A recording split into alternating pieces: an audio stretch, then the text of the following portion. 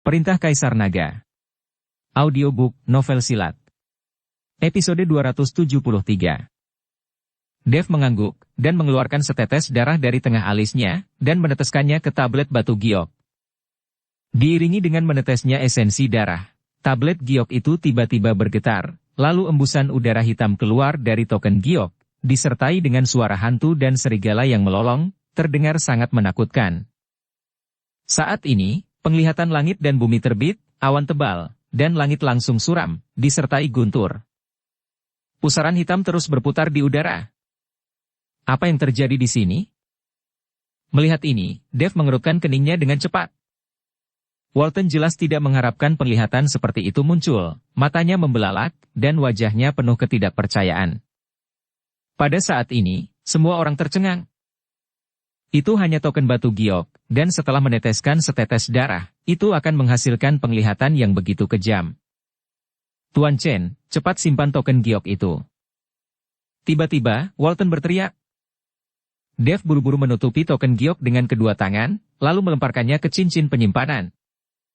Dalam sekejap, penglihatan langit dan bumi menghilang, dan langit menjadi cerah dan jernih, kembali ke tampilan aslinya.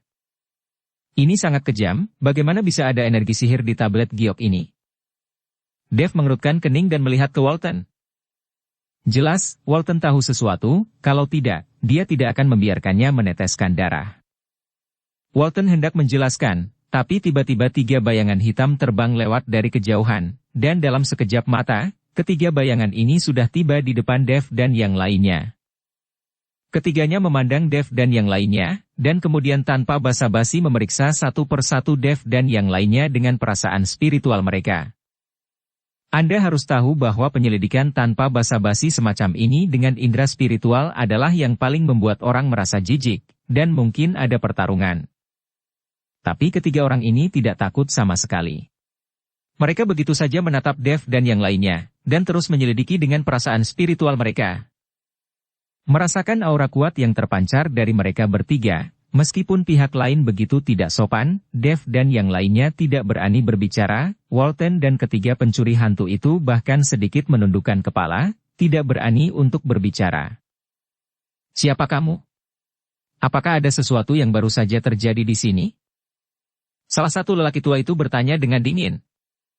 Mata lelaki tua itu seperti obor, dan dia terus mengamati beberapa orang, dan aura yang memancar dari tubuhnya sangat maniak. Dia tidak terlihat mudah diprovokasi, dan dia memiliki temperamen yang berapi-api. Jika dia tidak setuju dengannya, dia mungkin langsung menyerangnya. Dev merasakan aura manik pada lelaki tua itu, hatinya bergetar, dan alisnya sedikit mengernyit. Dilihat dari aura di tubuhnya, lelaki tua itu berada di atas peringkat ke-8 dari alam tubuh komposit, dan bahkan mungkin puncak dari alam tubuh komposit. Dev sama sekali tidak mampu menghadapi tingkat kekuatan ini. Terlebih lagi, masih ada 3 orang di sisi lain, dan napas semua orang tidak lemah, gabungan Dev dan yang lainnya mungkin tidak dapat menangani bahkan 1 orang pun. Senior, kami tidak merasakan apa-apa terjadi. Kami tidak tahu apa yang dicari senior. Bisakah kami membantu? Dev berkata dengan sangat sopan. Tidak merasakannya. Pria tua itu mengerutkan kening, dan menatap Dev dengan tegas. Baru saja penglihatan langit dan bumi begitu kuat, bagaimana mungkin kamu tidak merasakannya? Kamu jelas-jelas berbohong. Sekarang beritahu aku sebenarnya. Terlepas dari fakta bahwa Anda baru saja berbohong, tetapi jika Anda memberitahu saya bahwa Anda berbohong kepada saya, Anda tidak akan dapat menanggung akibatnya. Orang tua itu mengancam Dev. Lagi pula, penglihatan langit dan bumi barusan begitu kuat, dan itu terjadi dari arah Dev, bagaimana mungkin mereka tidak mengetahuinya? Senior, kami benar-benar tidak berbohong padamu. Kami baru saja keluar dari Kabupaten Jialing, jadi kami tidak tahu tentang penglihatan langit dan bumi. Dev berpura-pura takut, wajahnya pucat, dan tubuhnya gemetar sedikit. Kong tua, melihat betapa takutnya orang ini, dia mungkin tidak berani berbohong kepada kita, dan penglihatan tadi pasti disebabkan oleh semacam harta. Apakah orang-orang ini terlihat seperti orang yang memiliki harta? Pada saat ini, seorang pria parubaya memegang pedang panjang dan mengenakan topi segi 8 melangkah maju dan berkata, Sylvain Zuo, Tahukah Anda, semakin terlihat orang dan hewan yang tidak berbahaya, semakin rendah level orang, semakin kemungkinan besar mereka akan membawa harta karun. Penglihatan langit dan bumi barusan jelas dari arah ini, tapi mereka bilang tidak melihatnya. Mereka jelas berbohong kepada kita. Kalian terlalu berhati lembut. Aku ingin mencari dan melihat apakah mereka memiliki harta karun.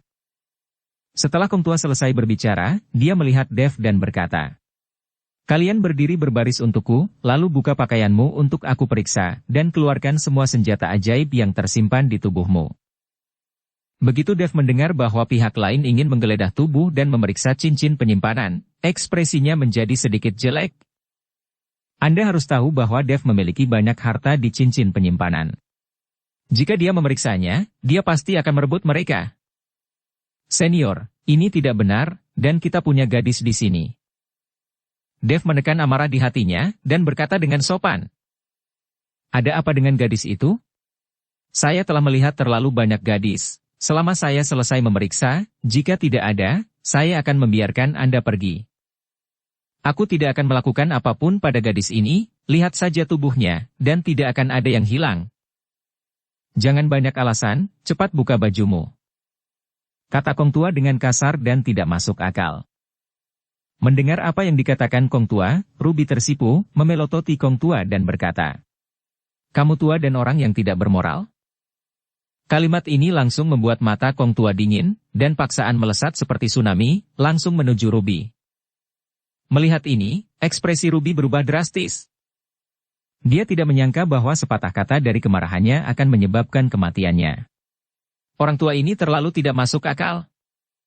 Paksaan dari kelas 8 keadaan alam komposit seperti batu besar yang jatuh menimpa Ruby. Jika jatuh menimpa Ruby, Ruby pasti akan mati, tidak ada kemungkinan untuk bertahan hidup.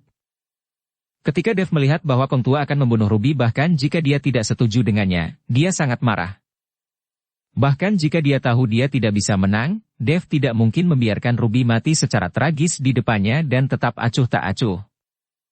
Dev tiba-tiba datang di depan Ruby. Tubuh emas yang tidak bisa dihancurkan langsung aktif. Sisik emas yang tak terhitung jumlahnya menutupi seluruh tubuh Dev. Kekuatan naga dan kekuatan ketiga klan semuanya meletus. Boom! Paksaan lelaki tua itu menghantam tubuh Dev. Dev merasa seperti kereta api berkecepatan tinggi menghantam dadanya, disertai dengan semburan rasa sakit di organ dalamnya, tubuh itu langsung melayang ke udara. Puff! Seteguk darah menyembur keluar di udara, dan tubuh Dev membentur tanah dengan keras. "Dev! Tuan Chen!" Ruby dan yang lainnya bergegas dan membantu Dev berdiri. "Dev, kamu baik-baik saja?" Ruby menatap Dev dengan sedih. "Aku baik-baik saja, jangan khawatir." Dev menyeringai, dan darah mengalir dari sudut mulutnya. Dan 3 orang di seberang semuanya terkejut ketika mereka melihat Dev masih bisa berdiri. Anda harus tahu bahwa Dev hanyalah biksu peringkat 2 di alam tubuh komposit. Bagaimana mungkin untuk melawan paksaan dari biksu kelas 8 alam komposit? Ini tidak mungkin. "Kong Tua, apakah kamu menunjukkan belas kasihan?" Sylvain Zhuo bertanya pada Kong Tua. Jika bukan karena belas kasihannya, mereka merasa sangat mustahil bagi Dev untuk hidup. "Aku hanya menakuti, aku tidak berniat membunuhnya," Kong Tua dengan cepat menjelaskan. Tetapi pada saat ini, hati Kong Tua sudah sangat terkejut, dan hanya dia yang tahu. Tidak ada belas kasihan sama sekali, dan kekuatan yang baru saja diledakkan oleh Dev tidak seperti biksu peringkat kedua dari alam tubuh komposit. "Kong Tua, jangan mundur. Baru saja kamu jelas tidak menunjukkan belas kasihan." Kekuatan yang begitu menakutkan, dan auranya tampaknya berbeda dari milikmu dan milikku. Auranya sangat kacau, sepertinya bercampur dengan aura iblis dan binatang buas, sungguh aneh. Saat ini, orang lain yang belum berbicara berkata, "Sun Tua mengatakan itu, aku juga merasakannya. Nafas yang dikeluarkan orang ini memang agak aneh. Dan baju besi emas yang baru saja dia tempelkan di tubuhnya sangat istimewa, aku belum pernah melihatnya sebelumnya." Menindaklanjuti. Dia hanya kondisi alam komposit kelas 2. Ia dapat menahan pukulanku. Ia memiliki nafas yang aneh dan baju besi emas. Sepertinya orang ini pasti memiliki harta karun di tangannya. Dia, ada harta di tangannya. Setelah Kong Tua selesai berbicara, aura di tubuhnya meledak lagi, dan dia menatap Dev dengan wajah dingin dan berkata, "Nak, serahkan harta di tubuhmu, dan aku bisa menghindarkanmu dari kematian. Jangan berpikir bahwa kamu bisa melawanku. Satu pukulan bisa menghancurkanmu.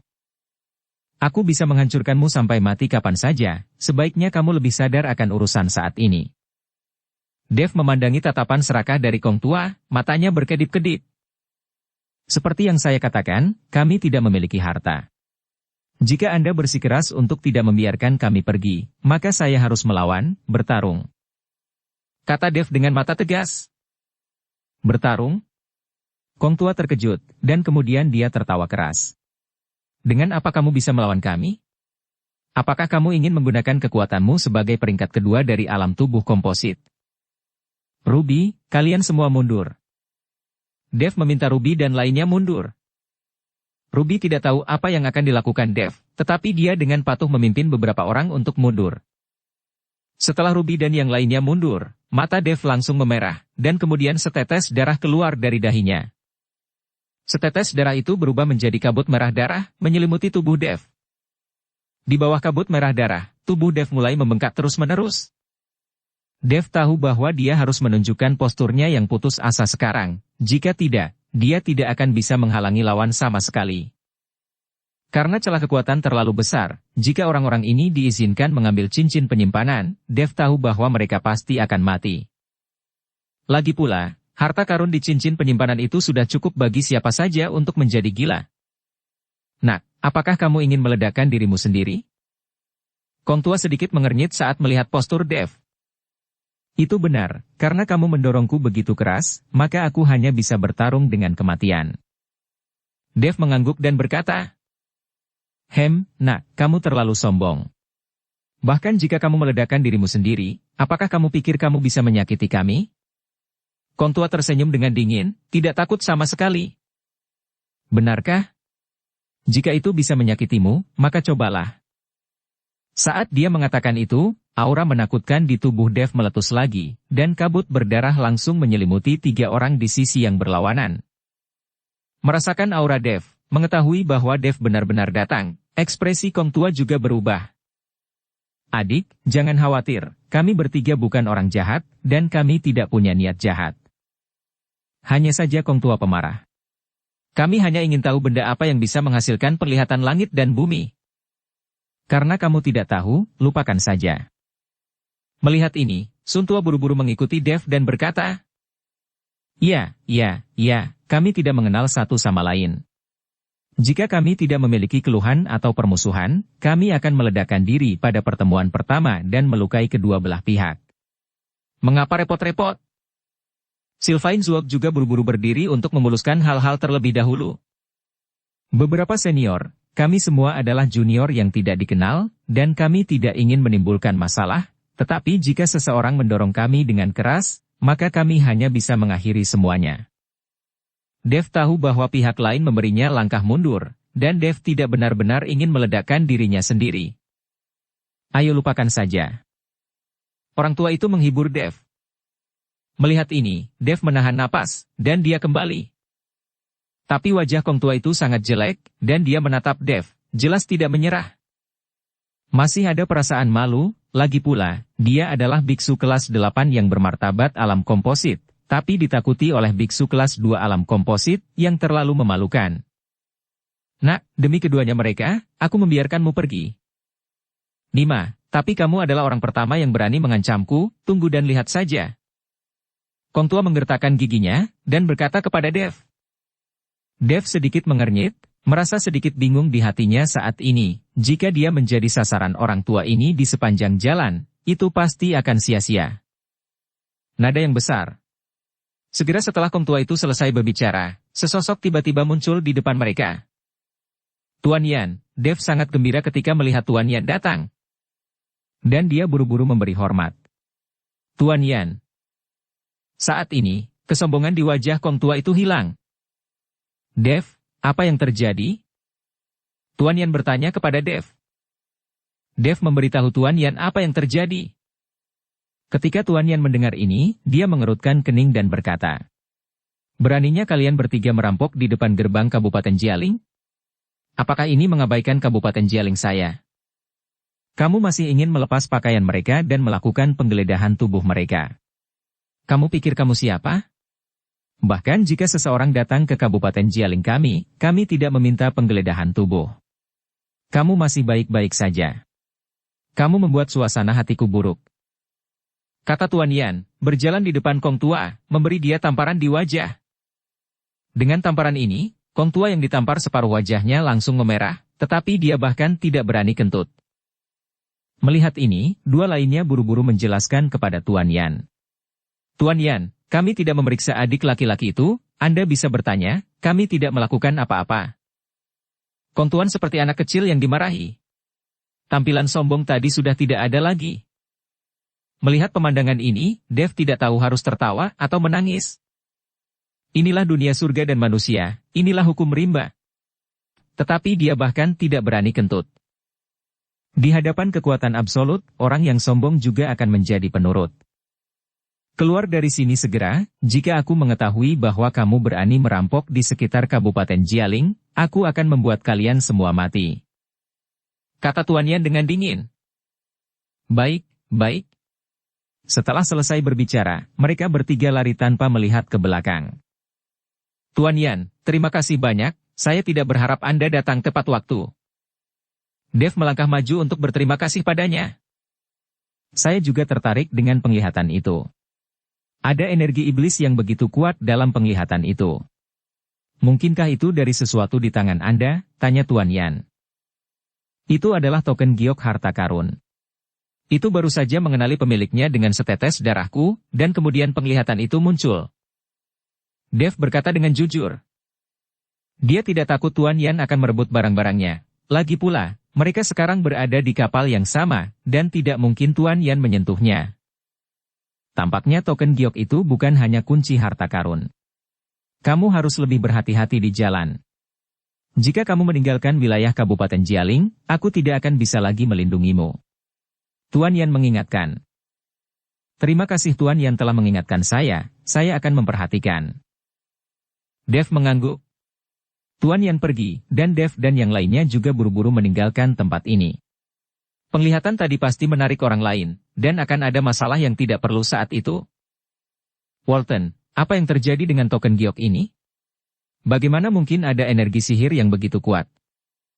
Tuan Chen, saya tidak terlalu memahaminya, tetapi saya mendengar bahwa ketika tempat harta itu dibangun, banyak tenaga iblis digunakan.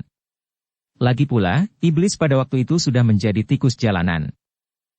Banyak pembudidaya iblis melarikan diri ke tanah utara ekstrim yang jarang penduduknya. Pada saat itu, seluruh tanah utara ekstrim adalah wilayah klan pemurnian tubuh kuno kami. Pada saat itu, banyak pembudidaya setan ditangkap sebagai buruh. Hanya saja setelah tempat harta dibangun, para pembudidaya iblis itu tampaknya telah dimusnahkan. Salah satunya adalah untuk mencegah lokasi harta karun itu bocor, dan yang lainnya adalah para pembudidaya iblis itu adalah tikus jalanan. Siapapun yang berani mengambil kultivator iblis akan dihukum dan diburu. Tapi saya hanya mendengar tentang hal-hal ini. Saya tidak tahu alasan spesifiknya. Walton dengan hati-hati menjelaskan kepada Dev. Dev mengeluarkan token giok dan melihatnya dengan hati-hati. Jika Walton berkata benar, setelah para pembudidaya iblis itu dimusnahkan, tampaknya banyak sisa jiwa telah disegel dalam token giok ini. Walton, karena ujung utara adalah wilayah klan pemurnian tubuh kuno Anda, ada apa dengan keluarga Gao? Apa yang terjadi sebenarnya? Tanya Dev. Mendengar pertanyaan Dev, Walton menghela nafas dan berkata, keluarga Gao hanyalah generasi selanjutnya. Keluarga Gao baru berada di ujung utara selama ratusan tahun. Tapi mereka tumbuh pesat dan cepat menjadi kuat. Perlahan melanggar batas wilayah klan pemurnian tubuh kuno kami. Orang-orang yang membunuh kami kemudian ingin mengubah klan pemurnian tubuh kuno kami menjadi bawahan keluarga Gao. Meskipun kami mencoba yang terbaik untuk melawan, kami tidak dapat mengalahkan kekuatan keluarga Gao sama sekali, sehingga sekarang klan pemurnian tubuh kuno kami harus bersembunyi di tempat yang bahkan lebih dingin. Namun, keluarga Gao menekan klan pemurnian tubuh kuno kami di setiap langkah, dan untuk mendapatkan harta karun itu, mereka tidak ragu untuk memotong semua sumber daya kami dan memaksa kami untuk tunduk. Kalau tidak, saya tidak akan melakukan perjalanan ribuan mil ke Kabupaten Jialing untuk bertarung dan mendapatkan persediaan. Suara Walton rendah, dan dia terlihat sangat menyedihkan. Mungkin dia mengkhawatirkan masa depan klan pelatihan tubuh kunonya. Melihat ini, Dev tidak bertanya apa-apa, tetapi mengikuti Walton di jalan. Dev berencana untuk mengunjungi klan pemurnian tubuh kuno terlebih dahulu, lalu pergi mencari harta karun. Jika ada pemimpin klan pemurnian tubuh kuno, mungkin akan lebih mudah menemukan harta karun itu. Dev dan yang lainnya tidak berani mengambil transportasi udara, lagi pula, kapal udara itu milik sekte terbang. Dengan berjalan kaki untuk menempuh jarak yang begitu jauh, Dev dan yang lainnya perlu menghabiskan beberapa hari di jalan. Untungnya tidak ada persyaratan waktu untuk menemukan harta karun itu, jadi Dev tidak terburu-buru. Untuk mencegah seseorang mencegat mereka di jalan, Dev meminta 3 pencuri hantu untuk berjalan puluhan mil di depan. Jika mereka bertemu seseorang, mereka harus segera melapor ke Dev, sehingga Dev dan yang lainnya memilih rute baru. 3 pencuri hantu bertindak sebagai pengintai. Setelah berjalan seharian penuh, Dev dan yang lainnya merasa suhu semakin rendah, dan tanah mulai berubah menjadi hamparan putih yang luas. Tapi hawa dingin yang parah ini bukan apa-apa bagi para biksu seperti Dev dan yang lainnya. Tuan Chen, sudah larut. Ayo istirahat untuk 1 malam. Terlalu berbahaya untuk pergi di malam hari. Di tempat ini, sering ada monster berbulu di malam hari. Kata Walton kepada Dev. Dev mengangguk, lalu menemukan pohon besar dan mulai beristirahat. Api unggun dipasang di peralatan makan, dan pakaian semua orang dijemur di sekitar api agar lebih hangat di sekitar api. Dev duduk bersila dan mulai berlatih, dia harus mempercepat latihannya, jika tidak, jalannya akan menjadi semakin sulit. Tuan Chen, Anda dapat menggunakan energi sihir di token giok untuk berkultivasi. Kungfu Anda dapat memurnikan energi iblis, belum lagi Anda juga memiliki energi ras iblis, jadi Anda bisa menggunakan energi iblis untuk berkultivasi. Pada saat ini dalam benaknya, suara Yakub perlahan terdengar. Itu ide yang bagus, kenapa aku tidak memikirkannya? Setelah Dev selesai berbicara, dia mengeluarkan token giok, dan mulai menyerap energi iblis di tablet giok. Saat ini, Dev hanya peduli pada kultivasi, dan dia tidak peduli dengan sisa jiwa dari para pembudidaya iblis di token giok. Mengenai apakah para pembudidaya iblis ini harus mati, Dev tidak punya waktu untuk mempedulikannya. Saat Dev dan yang lainnya sedang beristirahat, ada selokan salju hanya beberapa ratus mil jauhnya dari mereka.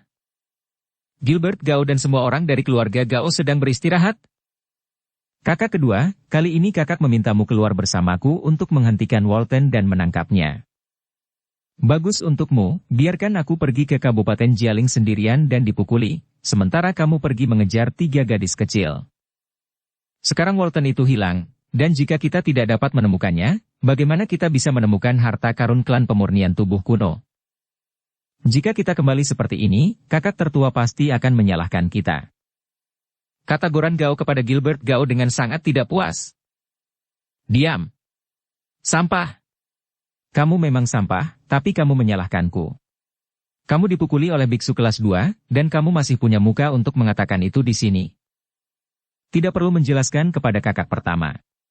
Saya tidak perlu Anda membuka mulut, jika itu benar-benar tidak mungkin, saya akan pergi ke klan pemurnian tubuh kuno dan menangkap patriark mereka, jika mereka tidak bekerja sama dengan kita, saya akan menghancurkan kuno klan pemurnian tubuh. Gilbert berkata dengan wajah muram. Melihat penampilan Gilbert, Goran terlalu takut untuk berbicara lagi. Saat ini, seorang pelayan dari keluarga Gao yang diselimuti angin dan salju masuk ke dalam gua. Ada apa? Gilbert bertanya dengan tergesa-gesa. Tuan muda kedua, ketiga gadis itu ada di gua tidak jauh. Agar tidak mengejutkan ular itu, saya tidak mengikuti. Pelayan melaporkan. Hahaha, bagus sekali. Kali ini aku pasti tidak akan membiarkan mereka kabur. Sial, aku sudah mengejar mereka selama berhari-hari, tapi aku masih belum menangkap mereka. Ketika kita bisa menangkap mereka, akan ada hadiah untuk semua. Setelah Gilbert selesai berbicara, dia memimpin semua orang dari keluarga Gao menuju tempat persembunyian Yuki dan yang lainnya. Di dalam gua, Yuki, Helena dan Juliet saling berpelukan. Mereka bertiga sudah kelelahan saat ini, mereka dikejar oleh Gilbert selama beberapa hari terakhir, dan mereka bertiga kelelahan, jadi mereka hanya bisa berlari dan berpindah-pindah untuk bersembunyi. Mereka bertiga menderita kelaparan dan kedinginan, dan tunggangan mereka sudah lama menghilang. Saudari Yuki, kita harus bangun dan bergegas, pria itu mungkin akan segera mengejar kita. Helena berkata kepada Yuki dengan lemah. Helena, aku benar-benar tidak punya tenaga untuk lari, aku ingin tidur. Mata Yuki terus bertarung. Yuki, kamu tidak bisa tidur, bertahanlah. Juliet buru-buru mengguncang Yuki dan berkata. Tapi mata Yuki sama sekali tidak patuh, dan tertutup rapat. Yuki. Juliet buru-buru mengguncang Yuki, tapi Yuki tidak menanggapi sama sekali. Helena, lihat sekilas, ada apa dengan Yuki? Juliet berkata dengan tergesa-gesa.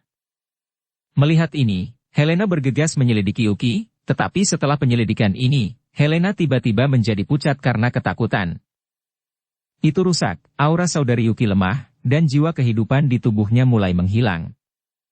Kata Helena kaget. Ah, bagaimana bisa seperti ini? Bagaimana bisa seperti ini? Juliet tidak mengerti mengapa Yuki tidak terluka, kenapa tiba-tiba menjadi seperti ini. Saudari Yuki adalah tubuh roh api. Dia telah berlarian di tempat yang sangat dingin ini untuk waktu yang lama, dan dia tidak punya waktu untuk memulihkan kekuatan fisiknya. Sekarang udara dingin masuk ke tubuhnya, kebetulan bertentangan dengan tubuh roh apinya, jadi dia menjadi seperti ini. Helena menjelaskan. Lalu apa yang harus kita lakukan? Juliet bertanya dengan cemas. Selama ini, mereka bertiga telah menjadi seperti saudara perempuan. Melihat Yuki seperti ini, Juliet merasa sangat tertekan. Aku tidak bisa menahannya. Kekuatan spiritualku tidak cukup sekarang. Jika sekarang ada nyala api, mungkin aku bisa mempertahankannya. Jiwa hidup saudari Yuki menyebar. Helena mengerutkan kening dan berkata, tapi di tempat yang sangat dingin ini, di mana membuat api? Apalagi jika mereka menyalakan api, Gilbert akan segera menyusul, dan kemudian mereka tidak akan bisa melarikan diri sama sekali. Ketika Helena dan Juliet bingung, tiba-tiba terdengar suara dari luar gua. Mereka berdua tahu pasti bahwa Gilbert telah membawa seseorang mengejarnya. Helena, orang cabul besar itu mengejar lagi. Apa yang harus kita lakukan? Lagi jika mereka menyalakan api, Gilbert akan segera menyusul, dan kemudian mereka tidak akan bisa. Juliet berkata dengan panik. Sekarang Yuki tidak sadarkan diri, mereka tidak punya cara untuk melarikan diri. Helena melihat sekeliling gua, lalu dengan lembut menekan dinding batu di gua dengan kedua telapak tangan. Tubuh api Helena perlahan naik. Telapak tangannya menukik ke dinding batu, dan segera dinding batu itu mulai meleleh. Dinding batu ini bukan batu, tapi lapisan es yang tebal. Saudari Juliet, cepat masukkan saudari Yuki. Setelah Helena melebur dinding batu itu menjadi besar lubang, Helena meminta Juliet untuk memasukkan Yuki. Segera setelah itu, Helena merentangkan sepasang sayap dari punggungnya, dan sayapnya memancarkan cahaya merah. Helena buru-buru mencabut bulu, meletakkannya di tubuh Yuki, lalu menutupinya Yuki dengan es dan salju.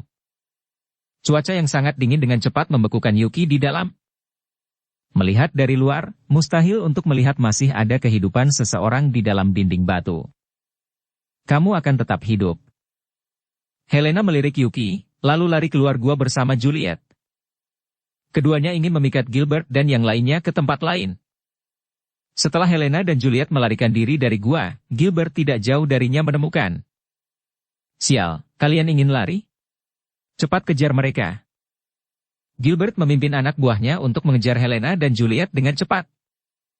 Dan Juliet dan Helena saling mendukung, dan kecepatan melarikan diri menjadi semakin lambat. Helena, kamu lari saja, aku benar-benar tidak bisa lari lagi. Kekuatan fisik Juliet telah diforsir secara serius. Kekuatannya awalnya rendah. Setelah konsumsi yang begitu lama, kekuatan spiritual di tubuhnya telah lama berkurang. Habis.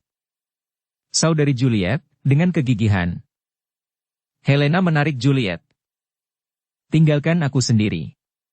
Jika ini terus berlanjut, tidak ada dari kita yang bisa melarikan diri. Jika kamu masih memiliki kesempatan untuk pergi ke dunia sekuler, beritahu ayahku untuk tidak mengkhawatirkanku. Juliet mendorong Helena dan membiarkan Helena kabur sendiri. Saudari Juliet, aku tidak akan meninggalkanmu. Helena ingin membantu Juliet. Tapi saat ini, Gilbert telah memimpin beberapa orang untuk mengejar mereka, dan segera mengepung mereka berdua. Saya pikir Anda masih melarikan diri.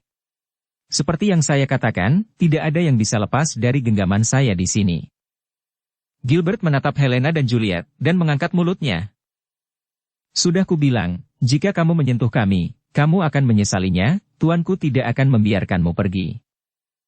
Helena menatap Gilbert dengan kejam dan berkata, hahaha, tuan. Aku yang akan menjadi tuanmu mulai sekarang, dan kalian berdua akan menjadi budakku. Gilbert tertawa terbahak-bahak.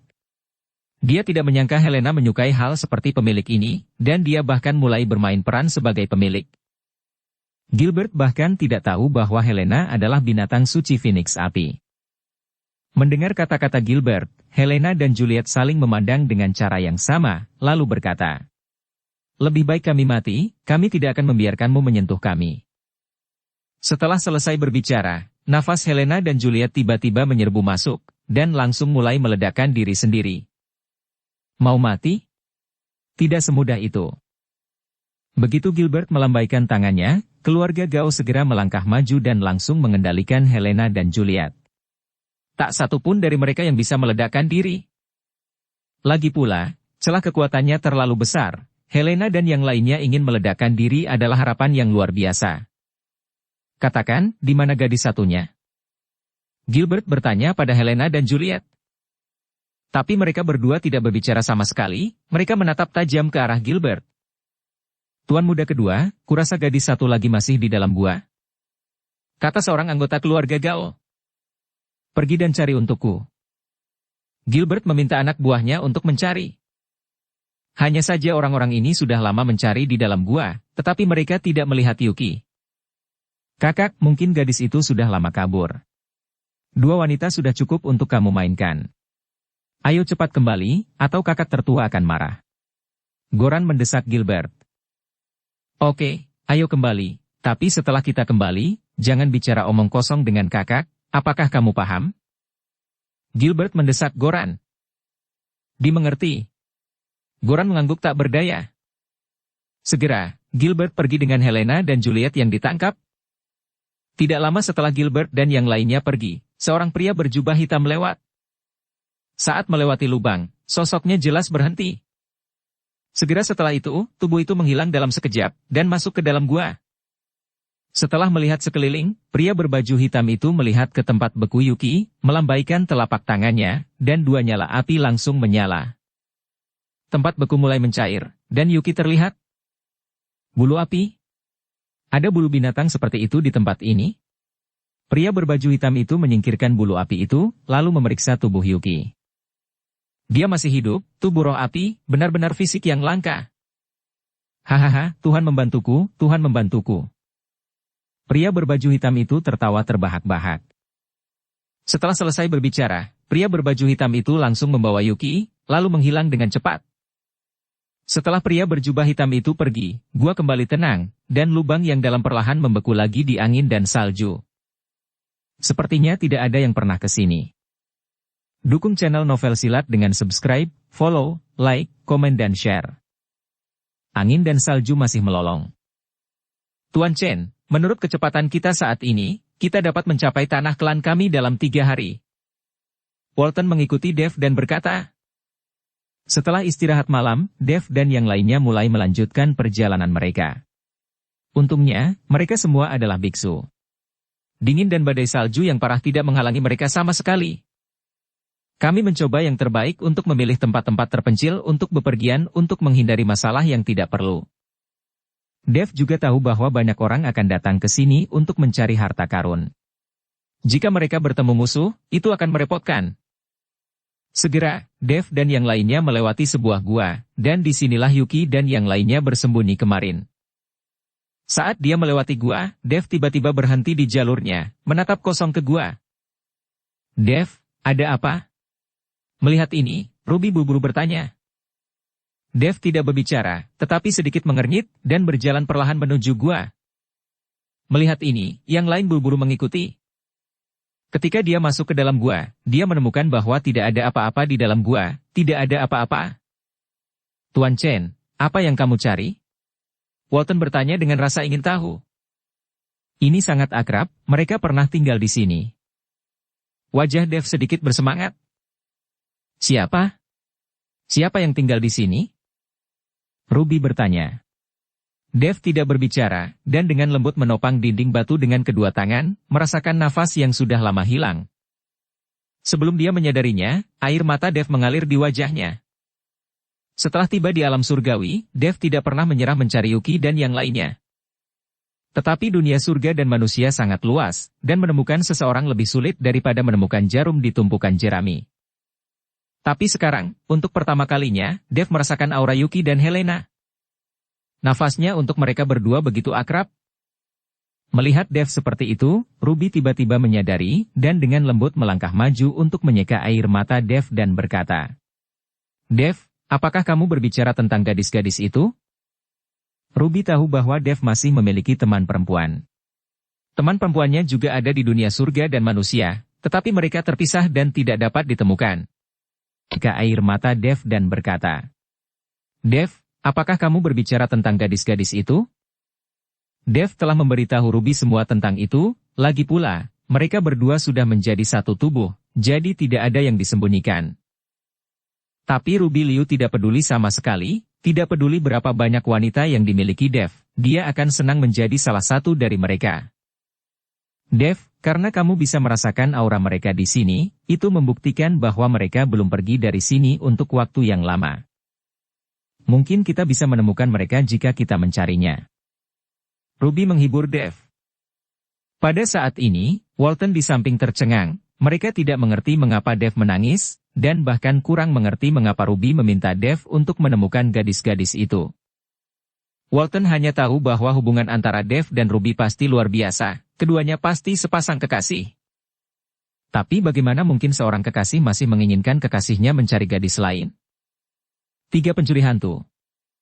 Teriak Dev. Tuan Chen, apa pesanan Anda? 3 tuan pencuri hantu bergegas maju dan bertanya. Kalian bertiga, cepat dan cari di sekitar untuk melihat apakah Anda dapat menemukan beberapa gadis. Jika Anda menemukannya, tanyakan nama mereka dan segera laporkan kepada saya. Kata Dev cepat. Dimengerti. Ketiga pencuri hantu itu mendapat perintah dan pergi dengan cepat. Dev tinggal di gua sebentar, lalu pergi. Dia tahu bahwa tinggal di gua bukanlah pilihan. Dia masih perlu menemukan harta karun itu. Yuki, Helena, kamu di mana?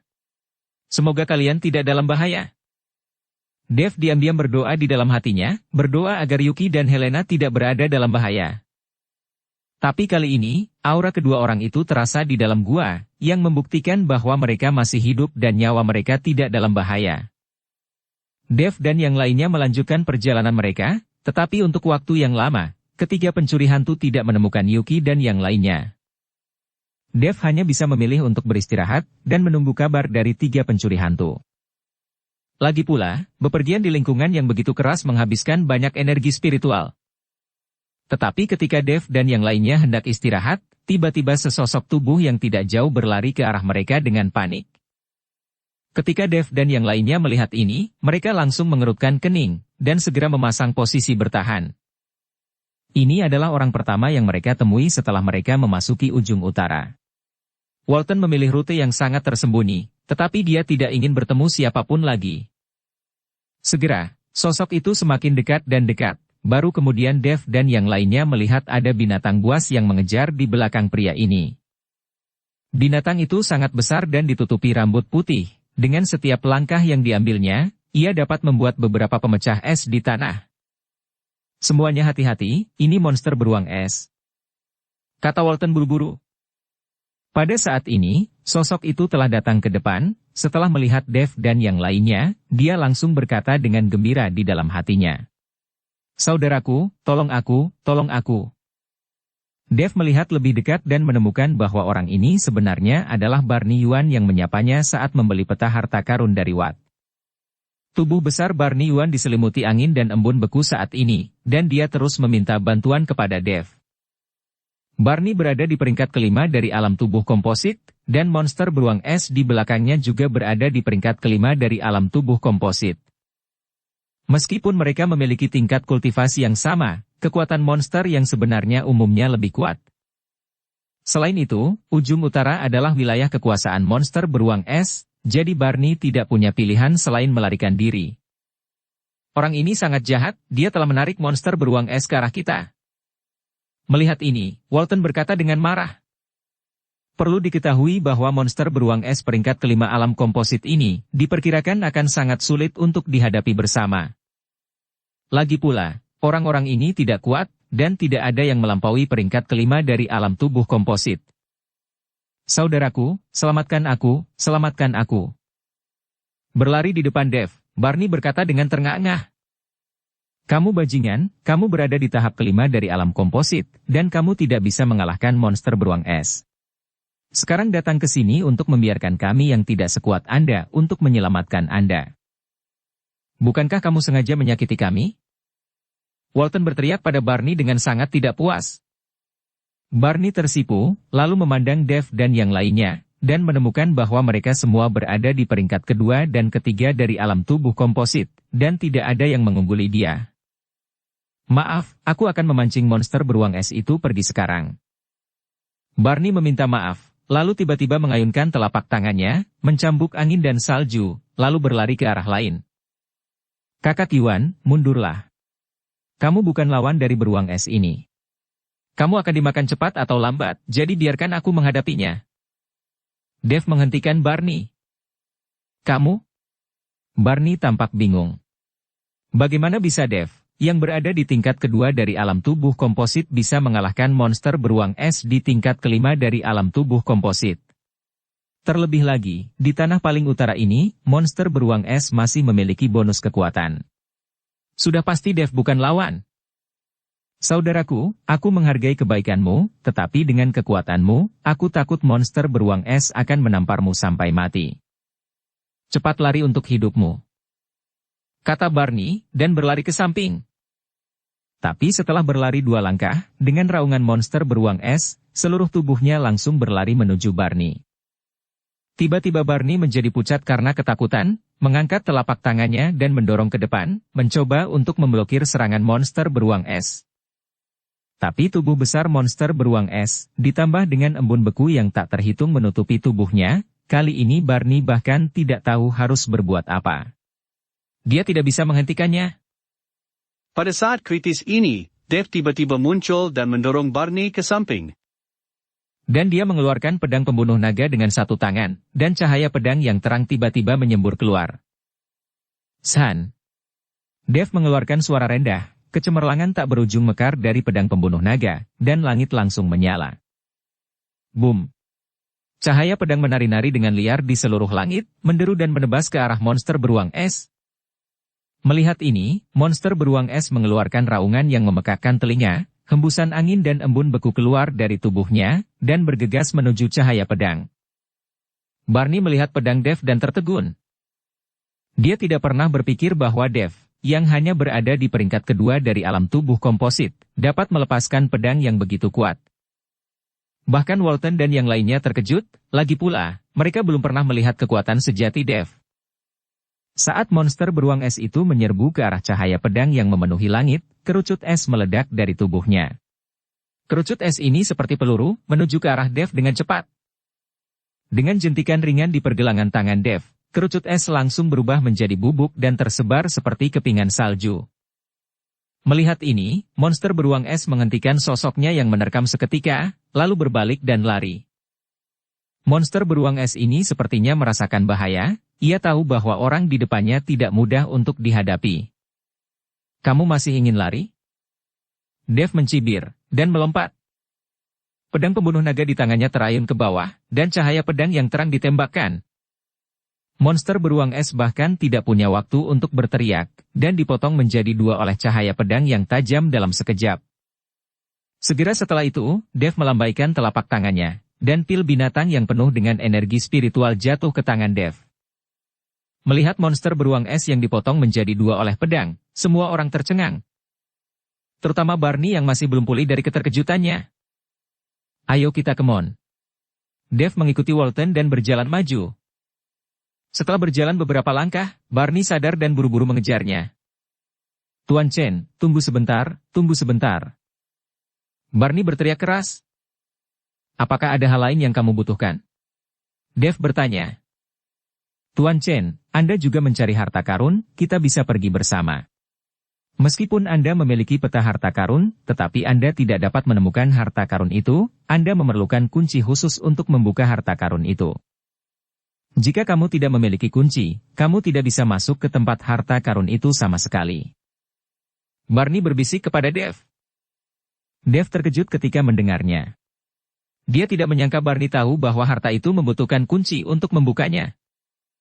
Oh, jadi kamu punya alkemis yang bisa membukanya harta karun? Tanya Dev pura-pura penasaran.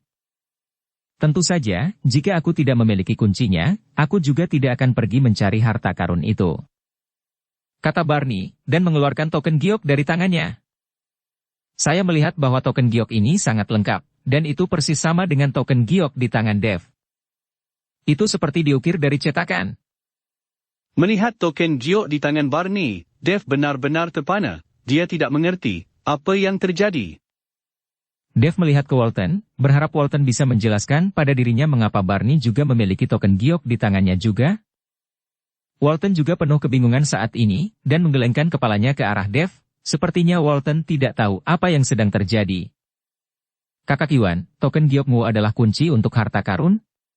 Dev bertanya pura-pura tidak percaya.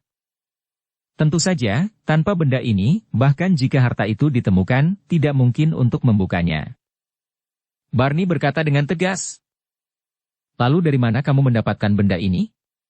Dev terus bertanya. Barney tampaknya sedikit mewaspadai Dev, jadi dia tidak mengatakan asal-usul plak giok itu. Kalau begitu bolehkah aku melihatnya? Tanya Dev. Ya, Barney menyerahkan token giok itu kepada Dev tanpa ragu. Dev memegang token giok itu, dan perasaan ilahi langsung menembus ke dalam kartu giok itu. Setelah beberapa saat, Dev mengembalikan kartu giok itu ke Barney. Meskipun token giok ini persis sama dengan kartu Dev, masih ada perbedaan, karena tidak ada energi iblis di token giok ini. Bagaimana? Apakah kamu ingin bekerja sama denganku?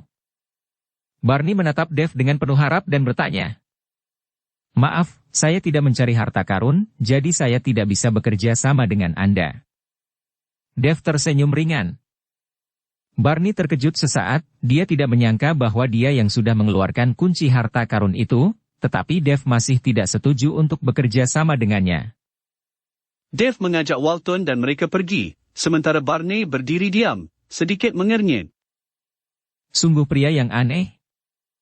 Setelah Barney selesai berbicara, dia juga pergi. Alasan mengapa Dev tidak setuju untuk bekerja sama dengan Barney adalah karena dia tidak tahu seperti apa Barney itu. Di dunia surga dan manusia, Dev tidak akan mudah untuk mempercayai orang asing. Selain itu, hal terpenting bagi Dev sekarang adalah tidak menemukan harta karun itu. Dia harus pergi ke tanah klan dari klan pemurnian tubuh kuno terlebih dahulu. Sekarang Dev tidak tahu apa-apa tentang harta karun dari klan pemurnian tubuh kuno. Jika dia dengan gegabah menggali harta karun, faktor risikonya akan besar. Tidak lama setelah Dev dan yang lainnya berbaris, salah satu dari 3 pencuri hantu di kehampaan memanggil bantuan dengan cemas. Tuan Chen, datang dan selamatkan kami. Dev mengerutkan kening ketika mendengar ini.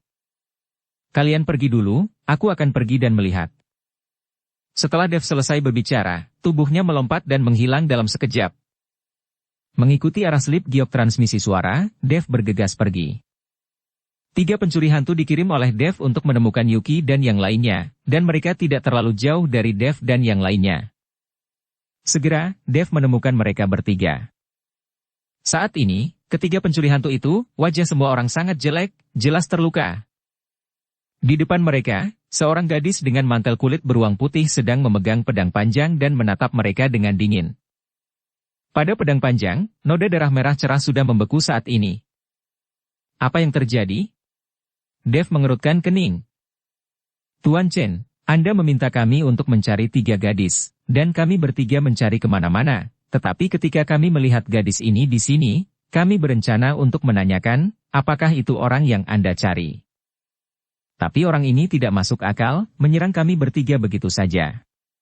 Kami bertiga tidak dapat melawan, kami terluka olehnya, dan dia ingin membunuh kami, kata pencuri pertama dengan wajah sedih. Dev menatap gadis itu dengan dingin, kekuatan peringkat kelima dari alam tubuh komposit. Kekuatan seperti itu di usia yang begitu muda bisa dianggap sesuatu bagus. Siapa kamu?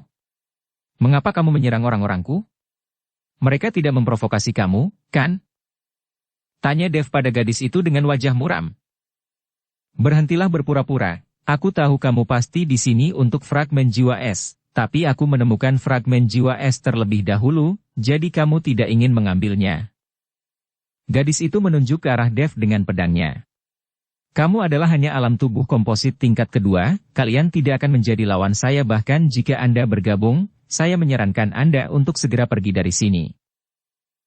Gadis itu memancarkan semburan niat membunuh, dan sepertinya ingin mengandalkan aura pada tubuhnya untuk membuat Dev dan yang lainnya takut untuk mundur. Merasakan napas ini, 3 pencuri hantu mau tidak mau mundur, tetapi Dev tampak acuh tak acuh dan tidak peduli sama sekali. Sejauh menyangkut nafas gadis itu, menurut Dev, tidak ada tekanan sama sekali. Dan gadis itu melihat bahwa Dev acuh tak acuh terhadap tekanan napasnya, dan dia tidak bisa menahan cemberut.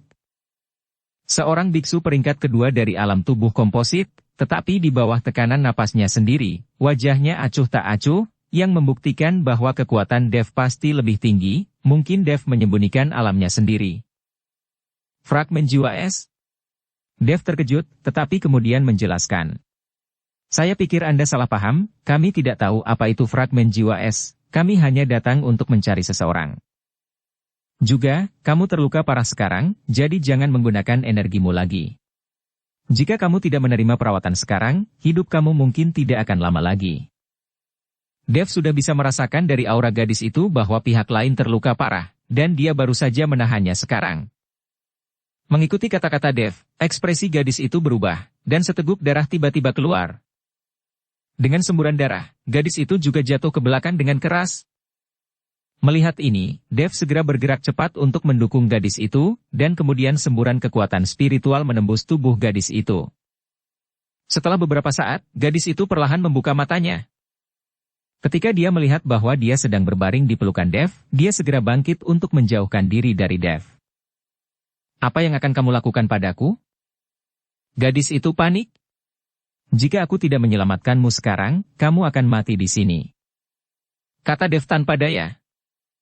Gadis itu memeriksa tubuhnya dan menemukan bahwa dia jauh lebih baik, tetapi dia masih memandang Dev dengan hati-hati dan berkata, "Mengapa kamu menyelamatkanku? Kita sama sekali tidak mengenal satu sama lain, dan selain itu, aku menyakiti orang-orangmu. Bahkan jika kamu menyelamatkanku, tidak mungkin bagiku untuk memberitahumu tempat dari fragmen jiwa es, jadi menyerahlah." Anjing itu menggigit Ludong Bin, dia tidak tahu hati yang baik. Dev mencibir, lalu melihat ketiga pencuri aneh itu. "Ayo pergi, abaikan saja orang gila ini." Dev hendak pergi dengan ketiga pencuri aneh itu. Melihat punggung Dev, gadis itu tiba-tiba memanggil Dev. "Tunggu sebentar. Apa yang ingin kamu lakukan?" Aku berkata, "Aku tidak tahu apa itu pecahan jiwa es, dan bukan untuk merebut darimu, kenapa ini tidak ada habisnya?" Dev tampak marah. "Maaf, aku hanya ingin berterima kasih karena telah menyelamatkanku." Gadis itu tampak malu saat ini. "Sama-sama, jangan gigit aku kembali." Dev selesai berbicara dengan marah, dan hendak pergi dengan 3 pencuri hantu itu. Tapi gadis itu mengejarnya dan menghentikan Dev. "Apalagi yang ingin kamu lakukan?" Dev sangat marah. "Aku ingin tahu apakah kamu bisa membantuku, ambil itu pecahan jiwa es?" Tanya gadis itu. "Kenapa aku harus membantumu? Apakah kita berdua saling mengenal? Anda menyakiti orang-orang saya, tidak masalah jika saya tidak mengganggu Anda. Anda masih ingin saya membantu Anda?" Dev berkata dengan dingin. Bersambung ke episode 274. Dukung kami dengan subscribe, follow, like, komen dan share. Terima kasih.